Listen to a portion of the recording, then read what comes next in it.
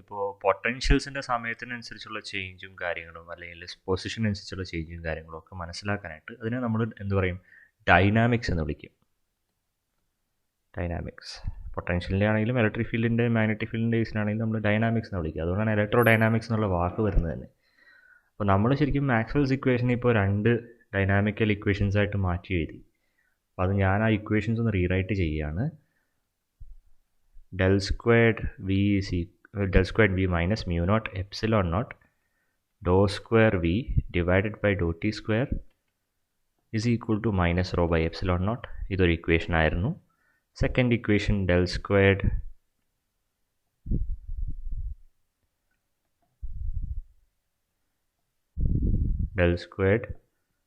a minus mu naught epsilon naught dou square a divided by dou t squared is equal to minus mu naught j. ഇതായിരുന്നു second expression. ഈ 2 എക്സ്പ്രഷനിലേക്ക് നമ്മൾ already എത്തിക്കഴിഞ്ഞു. ഈ expressions ആണ് നമുക്ക് സമയത്തിനനുസരിച്ചും പൊസിഷനനുസരിച്ചും ഈ potentials change ചെയ്യുന്നത് എങ്ങനെയാണ്, അത് നമ്മൾ സോഴ്സ് മാറ്റിക്കഴിഞ്ഞാൽ അതിനനുസരിച്ച് എങ്ങനെ ചേഞ്ച് വരും എന്ന് കാണിക്കുന്നത് ഈ എക്സ്പ്രഷൻസ് ആണ്. ഓക്കെ, അപ്പോൾ ഇതിൽ സമയത്തിനനുസരിച്ച് മാറുന്നില്ല എന്നുണ്ടെങ്കിൽ, if the situation is static, ആ കേസിൽ നമ്മളുടെ ഈ expression it reduces to the following form. Static കേസിലാണെങ്കിൽ നമുക്ക് ഫോർ ഇൻസ്റ്റൻസ് ഫസ്റ്റ് എക്സ്പ്രഷൻ മാത്രം നോക്കാം. del squared v മൈനസ് ഈ ഒരു ടേം ഉണ്ടാവില്ല, സെക്കൻഡ് ടേം ഉണ്ടാവില്ല. കാരണം ഇവിടെ ടൈം ഡെറിവേറ്റീവ് ആണ്. സമയത്തിനനുസരിച്ച് മാറുന്നില്ലാത്തൊരു പൊട്ടൻഷ്യലാണ്, അല്ലെങ്കിൽ ആ കേസ് അങ്ങനത്തെ ഒരു ചാർജ് ഡിസ്ട്രിബ്യൂഷൻ ആണെങ്കിൽ, സമയത്തിനനുസരിച്ച് മാറാത്ത ചാർജ് ഡിസ്ട്രിബ്യൂഷൻ എന്ന് പറയുമ്പോൾ പൊട്ടൻഷ്യൽ മാറുന്നില്ല. അങ്ങനെ ഒരു കേസിലാണെങ്കിൽ നമുക്ക് ഈ ടൈം ഡെറിവേറ്റീവ് 0 ആയിട്ട് വരും. സോ നമുക്കിതിനെ directly equal to minus rho by epsilon naught എന്ന് എഴുതാം. Where rho is just a function of position. Okay, അപ്പം അങ്ങനെ വരുമ്പോൾ ഇതിനെയാണ്, ഈ ഇക്വേഷനെയാണ് നമ്മൾ നേരത്തെ പറഞ്ഞിട്ടുണ്ടെന്ന് എനിക്ക് തോന്നുന്നു പോസോൺസ് ഇക്വേഷൻ എന്ന് വിളിക്കുക. പോസോൺസ് ഇക്വേഷൻ. ഇനി സപ്പോസ് ചാർജ് ഇല്ല എന്നുണ്ടെങ്കിൽ അത് ലപ്ലാസ് ഇക്വേഷൻ ആവും. del square is the Laplacian operator. Okay, അപ്പോൾ ഇതിൻ്റെ സൊല്യൂഷൻ സത്യത്തിൽ നമുക്ക് കണ്ടെത്താൻ പറ്റും. നിങ്ങൾക്ക് ഓൾറെഡി കുറേയൊക്കെ ഫെമിലിയർ ആയിരിക്കും ഇതിൻ്റെ സൊല്യൂഷൻ. അതെങ്ങനെ എഴുതുകയെന്ന് വെച്ചാൽ, suppose if you have a charge let's a q എന്ന് പറയുന്ന ഒരു ചാർജ് നമ്മുടെ കയ്യിലുണ്ട്. അത് കാരണം നമുക്കൊരു പോയിൻ്റ് പിയിലെ പൊട്ടൻഷ്യൽ കണ്ടെത്തണമെങ്കിൽ നമ്മൾ യൂഷ്വലി എന്താ ചെയ്യുക, if the distance between these 2 points is let's say curly r, then അങ്ങനെയാണെങ്കിൽ curly r, ഓക്കെ, അങ്ങനെയാണെങ്കിൽ നമ്മൾ ഈ പൊട്ടൻഷ്യലിനെ എങ്ങനെ എഴുതാറ്, v is equal to 1/4 pi epsilon naught charge divided by distance between the charge point and the field point, source point and the field point, curly r. ഇങ്ങനെയാണ് potential എഴുതാറ് അല്ലേ. ഇതേപോലെ തന്നെ നമുക്ക് ഈ കണ്ടിന്യൂ, ഇതിപ്പോൾ ഡിസ്ക്രീറ്റ് ചാർജാണ്, ഒരു ചാർജ് മാത്രമാണ്. Discrete ചാർജിൻ്റെ കേസിൽ വരുമ്പോൾ അതെങ്ങനെ എഴുതാൻ പറ്റും, v is equal to, അല്ലെങ്കിൽ v of rt, v of r is equal to 1/4 pi epsilon naught. ഇനി എന്ത് ചെയ്യാൻ പറ്റും എന്നുള്ളത് നമുക്ക് നോക്കാം. അതിന് let's draw A continuous charge distribution. ഒരു കോർഡിനേറ്റ് സിസ്റ്റം ആദ്യം വരയ്ക്കാം, എന്നിട്ട് ചെയ്യുമായിരിക്കും നല്ലത്. ഒരു കണ്ടിന്യൂസ് ചാർജ് ഡിസ്ട്രിബ്യൂഷൻ വരയ്ക്കാം. സോ എക്സ് വൈ സെഡ് ആക്സിസുകൾ വരയ്ക്കുകയാണ് ഞാനിപ്പോൾ.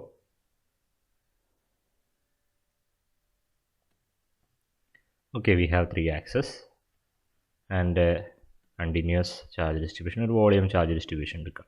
ഓക്കെ, അപ്പോൾ ഈ വോളിയം ചാർജ് ഡിസ്ട്രിബ്യൂഷൻ ആയതുകൊണ്ട് ഈ ഒരു കേസിൽ ചാർജ് ഡെൻസിറ്റി ഞാൻ സ്പെസിഫൈ ചെയ്യാണ് റോ ആണെന്ന്. Okay, per unit volume charge വരുന്നത് റോ ആണ്. അപ്പോൾ ഈ ഒരു ഡിസ്ട്രിബ്യൂഷൻ കാരണം ലെറ്റ്സ് ഈ പോയിന്റ് പിയിലുള്ള പൊട്ടൻഷ്യലാണ് എനിക്ക് കണ്ടെത്തേണ്ടതെന്ന് വിചാരിക്കുക. അപ്പോൾ അതെങ്ങനെ ചെയ്യാൻ പറ്റുമെന്ന് വെച്ചാൽ, ഇതിലൊരു ചെറിയ വോളിയം എടുക്കുക. ലെറ്റ്സ് ഈ ഒരു volume we can call that volume D top prime, small volume D top prime.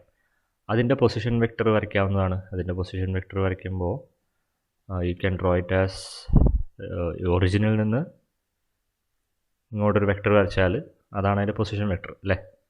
ഒറിജിനിൽ നിന്ന് ഈ പറയുന്ന പോയിന്റിലേക്ക് വരയ്ക്കുന്നതാണ് അതിൻ്റെ പൊസിഷൻ വെക്ടർ.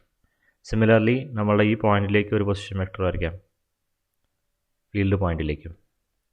ഇത് രണ്ടുമാണ് അവരുടെ രണ്ടുപേരെയും പൊസിഷൻ വെക്ടേഴ്സ്. യൂഷ്വലി നമ്മൾ സോഴ്സുകളുടെ പൊസിഷൻ വെക്ടറിനെ ഒരു പ്രൈം ഡിനോട്ട് ചെയ്യും. So I will write it as R prime and field പോയിൻറ്റിൻ്റെ അൺപ്രൈംഡ് ആണ് യൂസ് ചെയ്യാറ്. സോ സാധാ വെക്റ്റർ ആർ.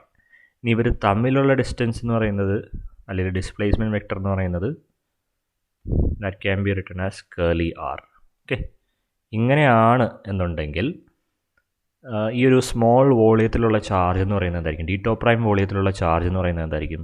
ചാർജ് ഡെൻസിറ്റിനെ മൾട്ടിപ്ലൈ ചെയ്താൽ പോരെ. കാരണം റോ എന്ന് പറയുന്നത് ചാർജ് പെർ വോളിയമാണ്.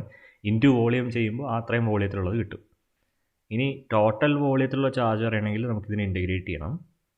അപ്പോൾ നമുക്കിവിടെ റോ ഡി ടോപ്പ് പ്രൈം വരണം, താഴെ ഒരു കേർലി ആറും വരണം, and you have to integrate it over the whole region. അപ്പോൾ ഈ ഒരു ഫിഗറിൽ നോക്കിയാൽ കേർലി ആർ നമുക്ക് ഡിഫൈൻ ചെയ്യാൻ പറ്റും through triangular law of vector addition. It is equal to R minus R prime അല്ലേ? ഇത് വെക്റ്റേഴ്സാണ്. Triangular law of vector addition അനുസരിച്ച് ആർ മൈനസ് ആർ പ്രൈം എന്ന് എഴുതാവുന്നതുള്ളൂ. അപ്പോൾ അങ്ങനെ ഡിനോട്ട് ചെയ്താൽ ഇവിടെ ചിന്തിക്കാവുന്ന ഒരു കാര്യം, എനിക്ക് ഈ കേർലി ആറിനെ പുറത്തേക്ക് എടുക്കാൻ പറ്റുമോ, ഇൻ്റഗ്രൽ അതിനെ അഫക്റ്റ് ചെയ്യുമോ എന്ന് ചോദിക്കാം. പക്ഷേ ഇൻ്റഗ്രൽ അതിനെ അഫക്റ്റ് ചെയ്യും. കാരണം കേർലി ആർ എന്ന് പറയുന്നത് ആർ പ്രൈമിനെ ഡിപ്പെൻഡ് ചെയ്യുന്നൊരു ഫാക്ടറാണ്. ആർ പ്രൈമിനനുസരിച്ച്, അതായത് ഈ സോഴ്സ് ഏതൊക്കെ പോയിന്റുകളിൽ നിന്നുള്ള പൊട്ടൻഷ്യലാണ് കിട്ടുന്നതെന്ന് ഡിപ്പെൻഡ് ചെയ്തിരിക്കും എഫക്റ്റ് വരുന്നത് എങ്ങനെയാണെന്നുള്ളത്. ഓക്കെ, അപ്പോൾ ആ പോയിന്റുകൾ അനുസരിച്ച് കേർലി ആർ മാറും. അപ്പോൾ ഈ കേർലി ആർ എന്ന് പറയുന്നത് നമ്മൾ ഡി ടോപ്പ് പ്രൈം ആണ് ഇൻ്റഗ്രേറ്റ് ചെയ്യുന്ന വേരിയബിൾ. അതായത് ഈ ഒരു പ്രൈംഡ് കോർഡിനേറ്റ്സിലാണ് ഇൻ്റഗ്രേറ്റ് ചെയ്യുന്നത്. അപ്പോൾ ആർ പ്രൈമിന് അവിടെ ചേഞ്ച് ഉണ്ടാവും. It is a variable. So indirectly or directly curly r എന്ന് പറയുന്നത് it is a variable here. So we have to write that in the brackets, inside the integral. Bracket അല്ല, inside the integral. ഇനി ഈ പറയുന്ന rho ഒരു constant charge density ആണെങ്കിൽ, if it is rho of r is equal to rho just a constant, അങ്ങനെയാണെങ്കിൽ നമുക്ക് അത് ഇൻ്റഗ്രലിൻ്റെ പുറത്തെടുക്കാം കേട്ടോ. പക്ഷേ ഞാനിവിടെ സ്പെസിഫൈ ചെയ്തിട്ടില്ല. കോൺസ്റ്റൻറ്റ് ചാർജ് ഡെൻസിറ്റി അല്ല, പൊസിഷൻ അനുസരിച്ച് മാറുന്ന ചാർജ് ഡെൻസിറ്റി ആണെങ്കിൽ ഓരോ പോയിന്റിലും ഓരോ ചാർജ് ഡെൻസിറ്റി ആയിരിക്കും. അപ്പോൾ ആ കേസിൽ നമുക്ക് ഇൻ്റഗ്രലിൽ പുറത്തേക്ക് എടുക്കാൻ പറ്റില്ല. അപ്പോൾ ഈ ഒരു എക്സ്പ്രഷൻ ഉണ്ടല്ലോ, നമ്മളിപ്പോൾ ഈ എഴുതിയിരിക്കുന്ന എക്സ്പ്രഷൻ, ഇതാണ് സത്യത്തിൽ മേളിലിരിക്കുന്ന പൊസോൺസ് ഇക്വേഷൻ്റെ സൊല്യൂഷൻ. ശരിക്കും പറഞ്ഞാൽ ഇത് പ്രൂവ് ചെയ്യാവുന്ന കാര്യമാണ്. പിന്നീട് എപ്പോഴെങ്കിലും നമുക്ക് സമയം കിട്ടുമ്പോൾ ഞാനത് പ്രൂവ് ചെയ്ത് കാണിക്കാം. ഡിറാക് ഡെൽറ്റയുടെ പ്രോപ്പർട്ടിയൊക്കെ യൂസ് ചെയ്യേണ്ടി വരും മോസ്റ്റ് പ്രോബബ്ലി. അപ്പോൾ ഇത് പ്രൂവ് ചെയ്യാവുന്ന കാര്യമാണ്. It is A solution of the following equation. ഈ എഴുതിയിരിക്കുന്ന ഇക്വേഷൻ്റെ സൊല്യൂഷനാണ്. ഓക്കെ, അപ്പം അങ്ങനെയാണെങ്കിൽ നമുക്ക് ഈ ഒരു രണ്ട് ഇക്വേഷൻസ് തമ്മിലൊരു സിമെട്രി കാണുന്നതുകൊണ്ട് തന്നെ നമുക്ക് എങ്ങനെ എഴുതാം? ഈ രണ്ടാമത്തെ ഇക്വേഷൻ്റെ സൊല്യൂഷൻ നമുക്ക് എഴുതാമല്ലോ. രണ്ടാമത്തെ ഇക്വേഷൻ്റെ സൊല്യൂഷൻ, അതിൻ്റെ സൊല്യൂഷൻ എങ്ങനെയായിരിക്കും വരിക? A of R is equal to, static കേസിലാണ്, A of R is equal to μ0/4π. കാരണം എന്താ, നമ്മളുടെ ബയോ-സവാർട്ട്സ് ലോയിലും കുളംസ് ലോയും തമ്മിലൊരു സിമെട്രി ഉണ്ട്. അവരിൽ കുളംസ് ലോയിൽ 1/4πε0 വരുന്നെങ്കിൽ ബയോ-സവാർട്ട്സ് ലോയിൽ μ0/4π വരിക അല്ലേ? ആ ഒരു റിലേഷൻ തന്നെയാണ് ഇവിടെ വരുന്നത്. സോ ഇവിടെ ഇൻ്റഗ്രൽ വരും, ദെൻ ചാർജ് ഡെൻസിറ്റിക്ക് പകരം ഇവിടെ എന്തായിരിക്കും? കറണ്ട് ഡെൻസിറ്റി ആയിരിക്കും. മാഗ്നറ്റിക് ഫീൽഡ് ഉണ്ടാകുന്നത് കറണ്ട് കാരണമാണ്. So J D top prime divide by curly R. ഇങ്ങനെയായിരിക്കും possibly the solution for the second equation. ഇതിൻ്റെ ഈ ഇക്വേഷൻ അല്ല, ഇതല്ലാട്ടോ ഇക്വേഷൻ. ഇതിൽ ടൈം ഇൻഡിപെൻഡൻ്റ് ആയിട്ടുള്ള കേസ്, അതായത് ഈ ഫാക്ടർ ഇല്ലാത്തത്, ഈ ഒരു ഫാക്ടർ ഇല്ലാത്ത ഇക്വേഷൻ ആയിരിക്കും ഞാൻ ഉദ്ദേശിക്കുന്നത്. അതിൻ്റെ സൊല്യൂഷനാണ് എഴുതിയിരിക്കുന്നത്. ഓക്കെ, ഇത് കംപ്ലീറ്റ്ലി ഡൈനാമിക്കലായിട്ടുള്ള ടൈം ഡിപ്പെൻഡൻ്റ് ആയിട്ടുള്ള ഡൈനാമിക് ഇക്വേഷനാണ് നമ്മുടെ ലെഫ്റ്റിൽ എഴുതിയിരിക്കുന്നത്, ഈ സെറ്റ് ഓഫ് ഇക്വേഷൻസ്. അപ്പോൾ അവരുടെ സൊല്യൂഷൻ എന്താണെന്നുള്ളത് അടുത്ത ചോദ്യമാണ്. അപ്പോൾ അതിന് മുന്നേ സ്റ്റാറ്റിക് കേസിൽ എങ്ങനെ ഇരിക്കും എന്നുള്ളത് ജസ്റ്റ് നമ്മളൊന്ന് ഇൻവെസ്റ്റിഗേറ്റ് ചെയ്തു എന്ന് മാത്രമേ ഉള്ളൂ. അപ്പോൾ നമുക്ക് ഡൈനാമിക് കേസിൽ എങ്ങനെയാണെന്ന് മനസ്സിലാക്കാനായിട്ട് we have to understand a logic. അതെന്താണെന്ന് നമുക്ക് നോക്കാം. The so called retarded time എന്ന് പറയുന്ന കൺസെപ്റ്റ് മനസ്സിലാക്കേണ്ടിയിരിക്കുന്നു. അതിനൊരു കേസ് ഞാൻ ചെറുതായിട്ട് ക്ലാസ്സിൽ മെൻഷൻ ചെയ്തിരുന്നു, നമുക്ക് നോക്കാം.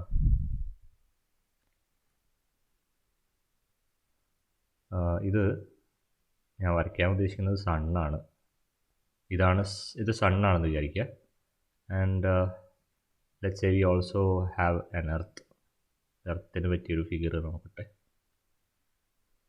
യെസ്,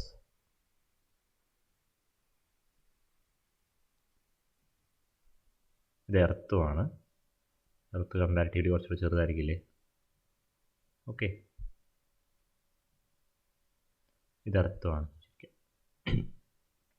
അങ്ങനെയാണെങ്കിൽ നമുക്കറിയാവുന്നൊരു കാര്യമുണ്ട്, സണ്ണിൽ നിന്ന് ലൈറ്റ് എർത്തിലേക്ക് എത്താൻ എന്തോ ഒരു സമയം എടുക്കുന്നുണ്ട്, 8 മിനിറ്റ് എടുക്കുന്നുണ്ട് അല്ലേ, 8 മിനിറ്റ്സ്.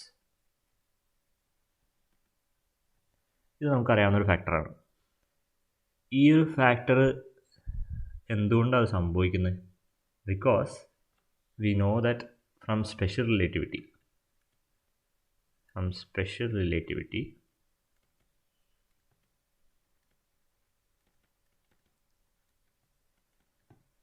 c അല്ലെങ്കിൽ speed of light is A constant. അതിന് മുകളിൽ ഒരു സ്പീഡ് ഇല്ല എന്നുള്ളതാണ്. സ്പീഡ് ഓഫ് ലൈറ്റിന് മുകളിൽ, അതാണ് അൾട്ടിമേറ്റ് സ്പീഡ്, അതൊരു കോൺസ്റ്റൻറ്റുമാണ്. അതിന് മുകളിലേക്കൊരു സ്പീഡ് ഇല്ല എന്നുള്ളതാണ്. അപ്പോൾ അതിലും കൂടുതൽ വേഗതയിൽ ലൈറ്റിന് സൂര്യനിൽ നിന്നും ഭൂമിയിലേക്ക് എത്താൻ പറ്റില്ല. അപ്പോൾ എന്തായാലും ഒരു ഡിലേ അവിടെ ഉണ്ടാവും. അത് ആ ഡിലേ ആണ് അവിടെ 8 മിനിറ്റ് എന്ന് പറയുന്നത്. ഓക്കെ, ഇതേ കൺസെപ്റ്റ് നമുക്ക് ചാർജുകളുടെ കേസിൽ, സാധാരണ ചാർജുകളുടെ കേസിലും ബാധകമാണ്. കാരണം ചാർജുകളുടെ ഈ പറയുന്ന ഇൻഫർമേഷൻ, അതായത് ഇലക്ട്രോസ്റ്റാറ്റിക് അട്രാക്ഷനും റിപ്പൾഷനും ഒക്കെ, അതിപ്പോൾ മാഗ്നറ്റ്സിൻ്റെ ഒക്കെ ആണെങ്കിൽ നടക്കുന്നത് ഇലക്ട്രോ മാഗ്നറ്റിക് ഇൻട്രാക്ഷൻസ് ആണ്. ഇലക്ട്രോ മാഗ്നറ്റിക് ഇൻട്രാക്ഷൻസിൻ്റെ ഇൻഫർമേഷൻ ഇലക്ട്രോ മാഗ്നറ്റിക് വേവ്സ് ആയിട്ട് തന്നെയാണ് സഞ്ചരിക്കുക. അപ്പോൾ അവിടെയും സ്പീഡ് ഓഫ് ലൈറ്റിൽ തന്നെയായിരിക്കും ഈ ഇൻട്രാക്ഷൻ നടക്കുന്നത്. അപ്പോൾ അതിലും കൂടുതൽ സ്പീഡിൽ നടക്കാൻ പറ്റില്ല. ഇൻസ്റ്റൻറ്റേനിയസ്ലി തന്നെ ചേഞ്ച് ചെയ്യണമെന്നില്ല, ഒരു ഡിലേ പോസിബിളാണ്. ഇപ്പോൾ ഈ സൂര്യൻ്റെ കേസിൽ 8 മിനിറ്റ് പോലെ, സൂര്യൻ ഒരു നിമിഷം അപ്രത്യക്ഷമായി കഴിഞ്ഞാൽ 8 മിനിറ്റ് കഴിഞ്ഞാലേ അതിൻ്റെ എഫക്റ്റ് നമുക്ക് അറിയാൻ പറ്റുള്ളൂ. 8 മിനിറ്റ് വരെ ആ പ്രകാശം അവിടെ ഉണ്ടാവും. അപ്പോൾ അതിൻ്റെ ഗ്രാവിറ്റേഷണൽ എഫക്റ്റ് പോലും 8 മിനിറ്റ് വരെ അവിടെ ഉണ്ടാവും എന്നുള്ളതാണ്.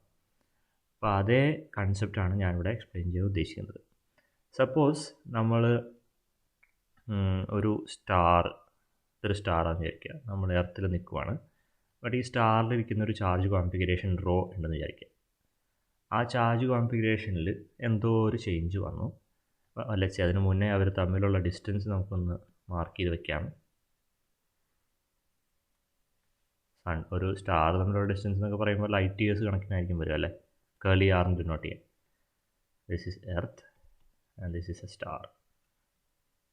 ഓക്കെ, അപ്പോൾ ഈ ഇവർ തമ്മിലുള്ള ഡിസ്റ്റൻസ് ഒരു കേളി ആറിന് വിചാരിക്കുക, ലാർജ് ഡിസ്റ്റൻസ് ആയിരിക്കും. ഓക്കെ, ലൈറ്റ് ഇയേഴ്സിൻ്റെ ഡിസ്റ്റൻസ് ഉണ്ടാവും. അപ്പോൾ എന്തായാലും ഇൻസ്റ്റൻറ്റേനിയസ്ലി അവിടെ നിന്ന് ഇൻഫർമേഷൻ ഇവിടെ എത്തില്ല, സമയമെടുക്കും. അപ്പോൾ ആ കൺസെപ്റ്റിൽ നിന്ന് നമുക്ക് മനസ്സിലാക്കേണ്ട കാര്യം എന്താണെന്ന് വെച്ചാൽ, ഈ പറയുന്ന സ്റ്റാറിലുള്ളൊരു ചാർജ് കോൺഫിഗറേഷൻ, ആ ചാർജ് കോൺഫിഗറേഷനിൽ ചാർജ് ഡിസ്ട്രിബ്യൂഷനിൽ ഒരു ചേഞ്ച് ഇപ്പോൾ സംഭവിച്ചാൽ, ആ ചേഞ്ച് സംഭവിച്ചു എന്ന് പറയുന്ന ഇൻഫർമേഷൻ സ്പീഡ് ഓഫ് ലൈറ്റിലായിരിക്കും നമ്മുടെ അടുത്തേക്ക് എർത്തിലേക്ക് വരിക. സ്പീഡ് ഓഫ് ലൈറ്റിൽ എർത്തിലേക്ക് വരുവാണെങ്കിൽ അതെടുക്കുന്ന സമയം ദൂരമായിരിക്കും. അത് എത്താനായിട്ട്, ആ ഇൻഫർമേഷൻ ഇവിടെ എത്താനായിട്ട് എടുക്കുന്ന സമയം എന്തായിരിക്കും? ഡിസ്റ്റൻസ് ട്രാവൽ ചെയ്യേണ്ടത് ആറാണ്, ഡിവൈഡഡ് ബൈ സി സ്പീഡ് വരുമ്പോഴാണ്, R/c ആണ് സമയം. ഡിസ്റ്റൻസ് ബൈ സ്പീഡാണുള്ള സമയം. ഇത്രയും സമയമെടുക്കും നമുക്ക് ഇവിടെ ഇതിൻ്റെ എഫക്റ്റ് കിട്ടാനായിട്ട്. ഓക്കെ, അപ്പോൾ ഇപ്പോൾ കറണ്ട് ഇൻസ്റ്റൻറ്റിൽ ഞാൻ ഈ എർത്തിൽ ഈ സംഭവം മെഷർ ചെയ്യുകയാണ്. അപ്പോൾ എനിക്കൊരു എഫക്റ്റ് കിട്ടി. ടി എന്ന് പറയുന്ന ഇൻസ്റ്റൻറ്റിൽ എനിക്ക് ഒരു പൊട്ടൻഷ്യൽ അല്ലെങ്കിൽ ഫീൽഡ് കിട്ടിയെന്ന് വിചാരിക്കുക, ഈ ചാർജ് ഡിസ്ട്രിബ്യൂഷൻ കാരണം. ആ കിട്ടിയ എഫക്റ്റ്, ഈ ടി ആണ് പ്രസൻറ്റ് ഇൻസ്റ്റൻറ്റ്. ഇപ്പോൾ കിട്ടിയ ഈ എഫക്റ്റ് ശരിക്കും പറഞ്ഞാൽ R/c സമയം മുന്നേ നടന്നതായിരിക്കില്ലേ. R/c സമയമെടുത്ത് ഇവിടെ എത്തിയ ആ ഇൻഫർമേഷൻ്റെ എഫക്റ്റാണ് എനിക്കിപ്പോൾ കിട്ടുന്നത്. സോ R/c സമയമെടുത്തു എന്ന് പറയുമ്പോൾ അതിന് മുന്നെയാണ് അതവിടെ നടന്നത്. നമ്മുടെ സ്റ്റാറിൽ R/c സമയം മുന്നേ ഉണ്ടായിരുന്ന കോൺഫിഗറേഷൻ്റെ എഫക്റ്റാണ് നമുക്കിപ്പോൾ കിട്ടുന്നത്.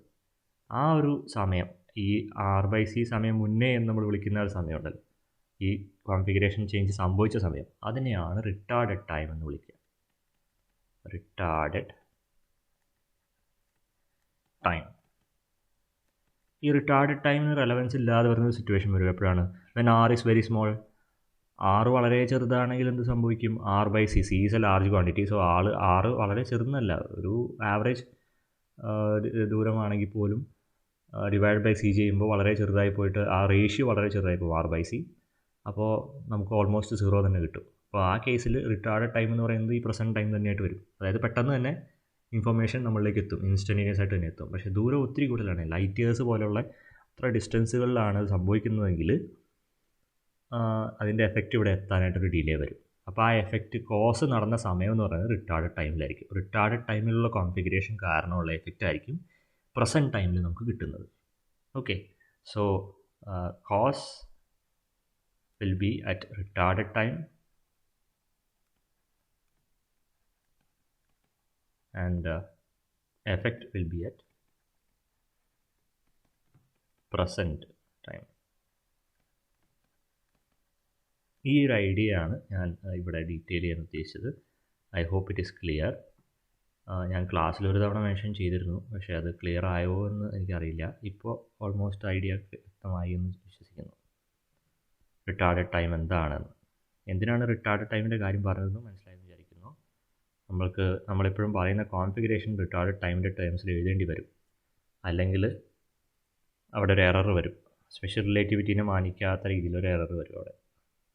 അപ്പോൾ ആ ഒരു പ്രശ്നം കൊണ്ടാണ് റിട്ടാർഡഡ് ടൈമായിട്ട് തന്നെ വരേണ്ടത്. ഓക്കെ, സോ അങ്ങനെയാണെങ്കിൽ നമ്മൾ നേരത്തെ എഴുതിയ ഇക്വേഷൻസ് ഉണ്ടല്ലോ അവിടെ, യെസ്, നമ്മുടെ ഡൈനാമിക്കൽ ഇക്വേഷൻസ് ഉണ്ട് അല്ലേ, ഇക്വേഷൻസ്, അതായത് ഡൈനാമിക് കേസിലെ ഇക്വേഷൻസ് ആണ്. ഇതിൻ്റെ സൊല്യൂഷൻസ് ഞാൻ എഴുതിയില്ല, ഞാൻ എഴുതിയത് സ്റ്റാറ്റിക് കേസിലെ സൊല്യൂഷനാണ് ഈ രണ്ടെണ്ണം എഴുതിയിരിക്കുന്നത്. അപ്പോൾ ഡൈനാമിക് കേസിലെ സൊല്യൂഷൻസ് എങ്ങനെയായിരിക്കും ഇരിക്കുന്നത് എന്ന് നമുക്ക് നോക്കാം. ഒരു പ്രഡിക്ഷൻ നടത്താം ഞാൻ, ഡൈനാമിക് കേസിൽ എങ്ങനെയൊക്കെ നടക്കുക. ഓക്കെ, ഞാൻ എഴുതാൻ പോവാണ്. V is equal to 1/4πε0 integral rho r prime. ഇത്ര എന്തായാലും വരും. r പ്രൈം എന്ന് പറഞ്ഞ പൊസിഷൻ, അതായത് ചാർജ് ഡെൻസിറ്റി ഏത് ഭാഗത്താണോ അതിനെ ഡിപ്പെൻഡ് ചെയ്യും മോസ്റ്റ്ലി. ദെൻ ഇത് കൂടാതെ റിട്ടാർഡഡ് ടൈമിനെയും കൂടെ അഫക്റ്റ് ചെയ്യും, divided by curly r t prime. ഇതായിരിക്കും നമ്മുടെ ഡൈനാമിക്കൽ ഇക്വേഷൻ്റെ സൊല്യൂഷൻ, അതായത് സ്കെയിലാർ കേസിലെ സൊല്യൂഷൻ എന്ന് ഞാൻ എഴുതുവാണ്. ഇത് ശരിയാണോ എന്നുള്ളത് വേറൊരു ചോദ്യമാണ്, അത് പിന്നീട് നമുക്ക് മനസ്സിലാക്കാം. ഇത് കഴിയുമ്പോൾ ഞാൻ ചെയ്യും, അത് വെരിഫൈ ചെയ്ത് കാണിക്കും. സിമിലർലി V എന്ന് മാത്രം എഴുതിയാൽ പോരാ, V ഓഫ് RT എഴുതണം, അതുപോലെ A ഓഫ് RT എന്ന് എഴുതണം കേട്ടോ. ഞാൻ എഴുതിയപ്പോൾ വിട്ടുപോയതാണ്. A of RT is equal to μ0/4π integral J of r prime TR divided by curly r d prime എന്ന് എഴുതാം. ഇതിങ്ങനെ എഴുതാൻ പറ്റുമെന്ന് പ്രൂവ് ചെയ്ത് കാണിക്കും കേട്ടോ നമ്മൾ. അപ്പോൾ ഈ TR വന്നത് എങ്ങനെയാണെന്ന് മനസ്സിലായെന്ന് തോന്നുന്നു. റിട്ടാർഡഡ് ടൈമിലുള്ള കോൺഫിഗറേഷൻ കാരണമാണ് പ്രസൻറ്റ് ടൈമിൽ കിട്ടുന്നത്. ഇവിടെ ശ്രദ്ധിച്ച് നോക്കിയാൽ, ഓക്കെ, ഞാനിത് മാറ്റി എഴുതുന്നതിനാണ് നല്ലത്. ഇവിടെ ശ്രദ്ധിച്ച് നോക്കിയാൽ V of RT, left hand സൈഡിലെ ഫംഗ്ഷൻ എന്ന് പറയുന്നത് T ആ വരിക. അത് പ്രസൻറ്റ് ടൈമിലെ പൊട്ടൻഷ്യലാണ് മെഷർ ചെയ്യുന്നത്. പക്ഷേ ചാർജ് കോൺഫിഗറേഷൻ റിട്ടാർഡഡ് ടൈമിൽ എങ്ങനെയായിരുന്നോ അതിൻ്റെ എഫക്റ്റ് ആയിരിക്കും പ്രസൻറ്റ് ടൈമിൽ കിട്ടുന്നത്. അതാണ് RHS ഉം LHS ഉം തമ്മിലുള്ള വ്യത്യാസം ശ്രദ്ധിച്ച് മനസ്സിലാക്കുക കേട്ടോ. അപ്പോൾ ഇങ്ങനെ എഴുതുന്ന റിട്ടാർഡഡ് ടൈമിലെ കോൺഫിഗറേഷൻ കാരണം പ്രസൻറ്റ് ടൈമിൽ കിട്ടുന്ന പൊട്ടൻഷ്യൽസ്, അതുകൊണ്ടാണ് ഇവയെ നമ്മൾ ഈ പേര് വിളിക്കുന്നത്. എന്ത് പേര്? റിട്ടാർഡഡ് പൊട്ടൻഷ്യൽസ് എന്ന് വിളിക്കുന്നത്. That is what we call retarded potentials. ഈ രണ്ട് പൊട്ടൻഷ്യൽസിനെ റിട്ടാർഡഡ് പൊട്ടൻഷ്യൽ എന്ന് വിളിക്കാൻ കാരണമാണ് സോഴ്സ് റിട്ടാർഡഡ് ടൈമിലായിരിക്കുമ്പോൾ എങ്ങനെയായിരിക്കുന്നോ അതിൻ്റെ എഫക്റ്റ് നമുക്ക് പ്രസൻറ്റ് ടൈമിൽ കിട്ടുമ്പോൾ അവയെ നമ്മൾ റിട്ടാർഡഡ് പൊട്ടൻഷ്യൽസ് എന്ന് വിളിക്കും. റിട്ടാർഡഡ് പൊട്ടൻഷ്യൽസിൻ്റെ ടേംസിൽ എഴുതിയില്ലെങ്കിൽ നമ്മൾ സ്പെഷ്യൽ റിലേറ്റിവിറ്റീനെ കണക്കാക്കുന്നില്ല എന്നർത്ഥം, അവിടെ മിസ്റ്റേക്ക് വരും. അതുകൊണ്ടാണ് അവരെ എടുത്ത് എഴുതുന്നത്. ഓക്കെ, ഇത്രയും കാര്യങ്ങൾ ക്ലിയർ ആണെന്ന് വിശ്വസിക്കുന്നു. ഇനി ഈ എഴുതിയിരിക്കുന്ന എക്സ്പ്രഷൻസ് ശരിയാണെന്ന് അറിയണമെങ്കിൽ എന്ത് ചെയ്താൽ മതി? ഈ ഇക്വേഷൻസ്, ആ ഡൈനാമിക്കൽ ഇക്വേഷൻസിനെ, അതായത് ∇2V മൈനസ് μ0ε0 എന്നൊക്കെ പറഞ്ഞ് എഴുതിയിരിക്കുന്ന ഇക്വേഷനില്ലേ, അതിനെ ഈ രണ്ട് ഇക്വേഷൻസ് സാറ്റിസ്ഫൈ ചെയ്താൽ മതി. ഇവരെ അവിടെ ഇട്ട് കൊടുത്താൽ നമുക്ക് ആ ഇക്വേഷൻസ് സാറ്റിസ്ഫൈ ചെയ്യുന്ന രീതിയിൽ കിട്ടുന്നുണ്ടെങ്കിൽ then these two solutions are correct. ഇത് രണ്ടും ആ ഇക്വേഷൻ്റെ സൊല്യൂഷൻ ആണെന്ന് വ്യക്തമായിട്ട് നമുക്ക് പറയാൻ പറ്റും. അപ്പോൾ ഇനി നമ്മുടെ ടാർഗറ്റ് അത് ചെയ്യുക എന്നുള്ളതാണ്, ആ വെരിഫിക്കേഷൻ നടത്തുക എന്നുള്ളതാണ്. അപ്പോൾ അതെങ്ങനെ ചെയ്യും നമുക്ക് നോക്കാം.